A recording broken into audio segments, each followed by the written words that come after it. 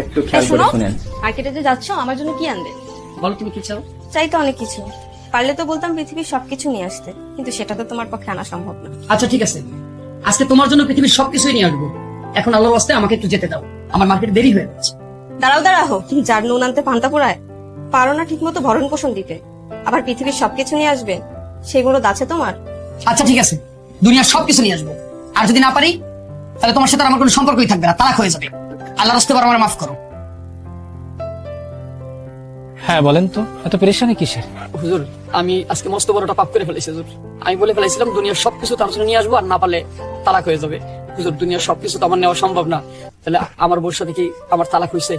আমি অনেকের কাছে গেছিলাম দাঁড়ে, সবাই বলছে নাকি তালাক হয়ে গেছে, আমার বউর সাথে আমার নাকি এখন সম্পর্কটা অবৈধ, না যায়।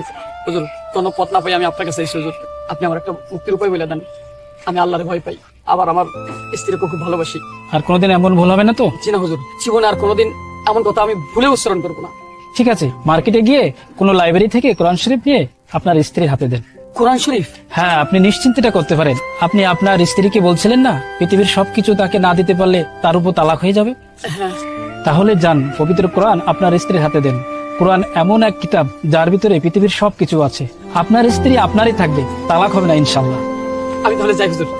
মিথিলা, দরজা খোলো। না, আপনি আমাকে স্পর্শ করবেন না। কেন?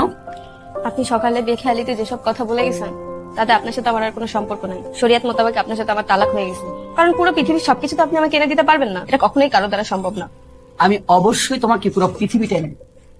এটা কিভাবে সম্ভব? এই নাও, এর মধ্যে পৃথিবীর সবকিছু আছে, তোমার জন্য আমি নিয়ে আসছি। তার আগে বলো, তোমার রোজু আছে তো?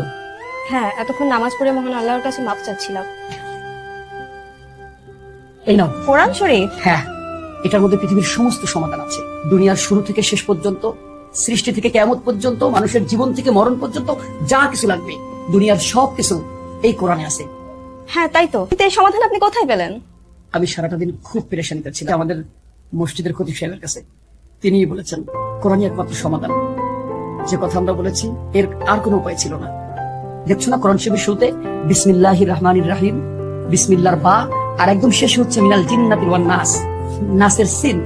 হুজুর বলেছে যথেষ্ট, এখানে পৃথিবীর সবকিছু আছে। পৃথিবীর সৃষ্টি থেকে কিয়ামত পর্যন্ত, আর মানুষের জন্ম থেকে মৃত্যু পর্যন্ত যা কিছু দরকার সব আছে এই পবিত্র কোরআনে, যেটা সত্য ও সন্দেহমুক্ত।